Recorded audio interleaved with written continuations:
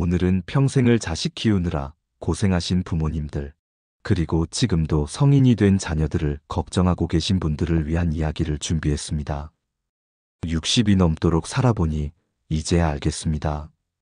우리가 그토록 애썼는데 왜 때로는 자식과의 관계가 어색해지고 왜 우리 마음만큼 아이들이 따라주지 않았는지 말입니다. 솔직히 말씀드려도 될까요? 우리 세대는 너무 많이 참았습니다. 자식 앞에서는 무조건 희생하고 내 꿈은 접어두고 오직 아이들만 바라보며 살았습니다. 그런데 정작 아이들은 어떻게 됐습니까? 독립은 늦어지고 우리에게 의존하면서도 한편으로는 부담스러워합니다. 이제는 달라져야 합니다. 늦었다고 생각하지 마세요. 60대든 70대든 아직도 자녀와의 관계를 새롭게 만들 수 있습니다. 오히려 인생 경험이 쌓인 지금이야말로 진짜 지혜로운 부모가 될 수 있는 때입니다. 오늘 제가 들려드릴 이야기는 단순한 이론이 아닙니다.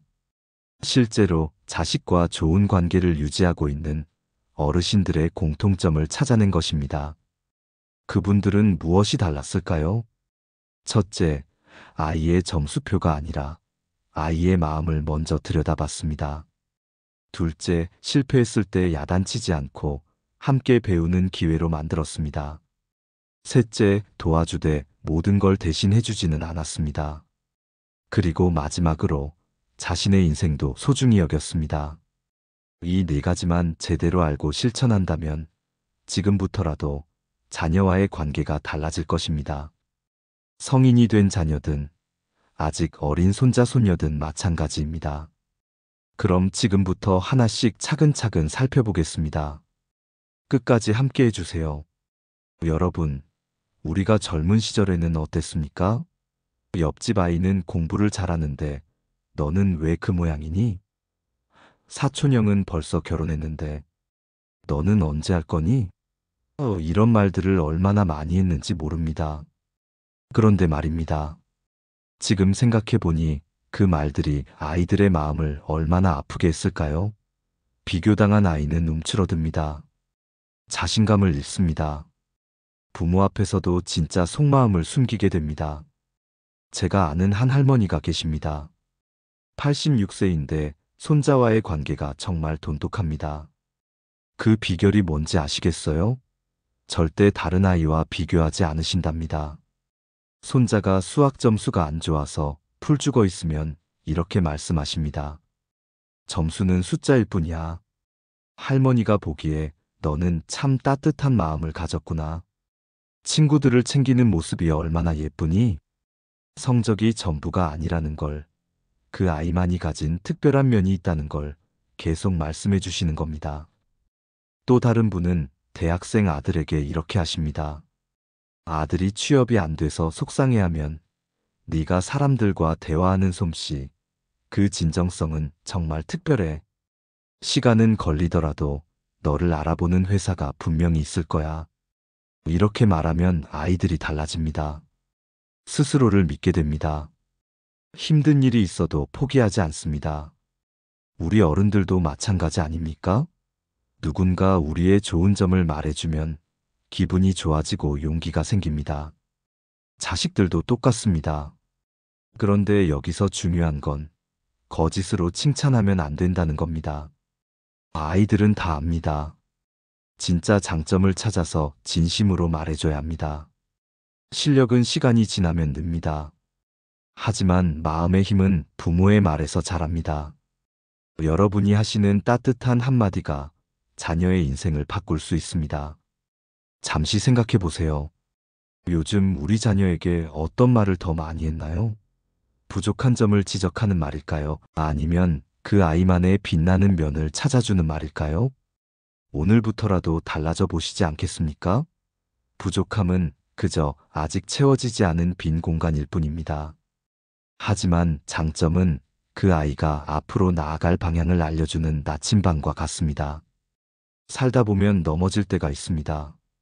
실수할 때가 있습니다. 어른인 우리도 그런데 하물며 아이들은 어떻겠습니까? 그런데 우리는 어떻게 했습니까?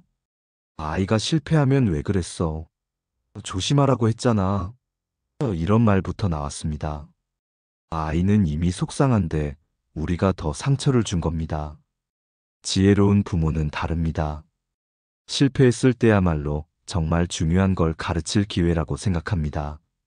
제가 알고 있는 한 어르신은 손녀가 자전거를 배우다가 넘어졌을 때 이렇게 말씀하셨습니다. 아이고, 아팠구나. 그런데 할아버지가 보니까 넘어지기 전에 3미터나 더 갔네. 어제보다 훨씬 잘했어. 그리고는 함께 왜 넘어졌는지 살펴봤습니다. 핸들을 너무 꽉 잡았나? 아니면 페달을 너무 빨리 밟았나? 혼내지 않고 함께 원인을 찾아본 겁니다. 이런 방식으로 키운 손녀는 지금 어떻게 됐을까요? 뭔가 어려운 일이 있어도 포기하지 않습니다. 실패를 두려워하지 않습니다. 오히려 이번에는 뭘 배울 수 있을까? 하고 기대합니다. 성인이 된 자녀에게도 마찬가지입니다. 회사에서 실수했다고 전화를 걸어왔을 때 어쩜 그렇게 부주의해? 하고 혼내면 다음부터는 좋은 일도 나쁜 일도 얘기하지 않습니다. 대신 이렇게 해보세요. 속상했겠구나. 그런데 이번 일로 뭘 배웠니? 다음에는 어떻게 하면 좋을까? 이렇게 물어보면 아이는 스스로 생각하게 됩니다. 여기서 꼭 기억하셔야 할 3가지 질문이 있습니다. 뭐가 잘못됐을까? 왜 그렇게 됐을까? 다음에는 어떻게 할까? 이 3가지만 습관처럼 물어보세요. 답은 아이가 찾게 두시고 부모는 그냥 들어주기만 하면 됩니다. 실패는 끝이 아닙니다. 쉼표일 뿐입니다. 거기서 뭔가를 배우면 문장이 계속 이어집니다. 우리 아이들의 인생 이야기도 마찬가지입니다. 혹시 지금까지 자녀의 실패를 너무 크게 걱정하지는 않으셨나요? 이제는 실패도 성장의 한 과정이라고 생각해 보세요. 그러면 마음이 훨씬 편해집니다. 사랑하면 도와주고 싶은 게 부모 마음입니다. 하지만 여기에 함정이 있습니다. 사랑해서 도와주는 것과 사랑한다며 모든 걸 대신해 주는 것은 전혀 다릅니다. 우리 세대는 어떻게 자랐습니까? 어려운 시절이었지만 모든 걸 스스로 해야 했습니다. 그래서 강해졌습니다.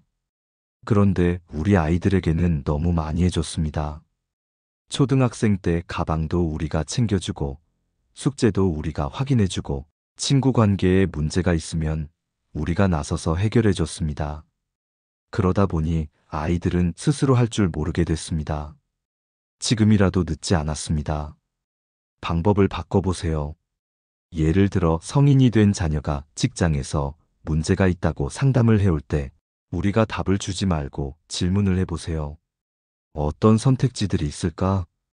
각각의 장점과 단점은 뭘까? 네가 가장 중요하게 생각하는 가치는 뭐니? 이런 식으로 물어보면 아이는 스스로 생각하게 됩니다. 그리고 자기가 내린 결정에 책임을 지게 됩니다. 물론 처음에는 답답할 수 있습니다. 그냥 내가 말해주면 간단한 걸 왜 이렇게 돌아가나? 하고 생각할 수도 있습니다. 하지만 기다려주세요. 아이가 스스로 답을 찾을 때까지 기다려주세요. 그 과정에서 진짜 성장이 일어납니다. 그렇다고 완전히 내버려 두라는 건 아닙니다. 중요한 건 균형입니다. 혼자서도 충분히 할 수 있어와 정말 필요하면 언제든 도움을 요청해도 돼를 동시에 전해주는 겁니다. 이렇게 하면 아이는 자신감과 안정감을 동시에 갖게 됩니다. 손자, 손녀를 돌보실 때도 마찬가지입니다. 신발끈을 못 묶는다고 우리가 대신 묶어주지 마세요. 천천히 가르쳐주고 기다려주세요. 처음에는 시간이 걸려도 나중에는 혼자서도 잘할 수 있게 됩니다. 진짜 도움이란 손은 잡아주되 발은 스스로 딛게 하는 겁니다. 그래야 아이들이 멀리 갈 수 있습니다. 마지막으로 가장 중요한 이야기를 하겠습니다. 바로 부모인 우리 자신의 삶에 대한 이야기입니다. 우리 세대는 어떻게 살았습니까? 자식을 위해서라면 뭐든지 희생했습니다. 내 꿈은 접어두고 내 취미는 포기하고 오직 아이들만 바라보며 살았습니다. 그런데 정말 아이러니한 일이 벌어집니다. 자식을 위해 모든 걸 포기한 부모를 보면서 아이들은 어떤 생각을 할까요? 고마워할까요? 물론 고마워하기도 합니다. 하지만 동시에 부담스러워합니다. 나 때문에 부모님이 희생하셨구나 하는 죄책감을 갖습니다. 그래서 오히려 부모 곁을 떠나려고 합니다. 반대로 자신의 삶도 소중히 여기는 부모를 둔 아이들은 어떨까요? 놀랍도록 자유롭고 당당합니다. 제가 아는 한 할머니는 75세에 서예를 시작하셨습니다. 처음에는 자녀들이 엄마, 이 나이에 뭐 하려고 그러세요? 했답니다. 하지만 할머니는 나도 내 인생이 있어. 아직 늦지 않았단다라고 하시며 꾸준히 다니셨습니다. 2년 후 할머니는 동네 문화센터에서 작은 전시회까지 열으셨습니다. 그때 자녀들의 반응이 어땠을까요? 우리 어머니가 이렇게 멋진 분이셨구나 하며 정말 자랑스러워했답니다. 손자, 손녀들도 마찬가지였습니다. 할머니처럼 나이 들어서도 새로운 걸 배우고 싶어 하며 오히려 더 적극적인 사람이 됐습니다. 부모가 행복하면 집안 분위기가 달라집니다. 집이 무거운 짐이 아니라 따뜻한 쉼터가 됩니다. 자녀들은 안심하고 자신의 길을 갈 수 있습니다. 엄마도 좋아하는 일이 있어. 나는 너 때문만이 아니라 나 자신으로도 행복하게 산단다. 네가 힘들 때 내가 더 밝게 서 있을게. 이런 말을 들은 아이들은 어떤 기분일까요? 부담스럽기보다는 든든하게 느낄 것입니다. 지금이라도 늦지 않았습니다. 60이 넘었다고, 70이 넘었다고 포기하지 마세요. 새로운 취미를 시작해보세요. 배우고 싶었던 걸 배워보세요. 가고 싶었던 곳에 가보세요. 부모의 행복은 자녀에게도 좋은 영향을 줍니다. 뿌리가 건강해야 가지가 멀리 뻗을 수 있는 것처럼 부모가 행복해야 자녀도 멀리 갈 수 있습니다. 지금까지 자식 잘 키운 부모들의 4가지 습관에 대해 말씀드렸습니다. 다시 한번 정리해 드리겠습니다.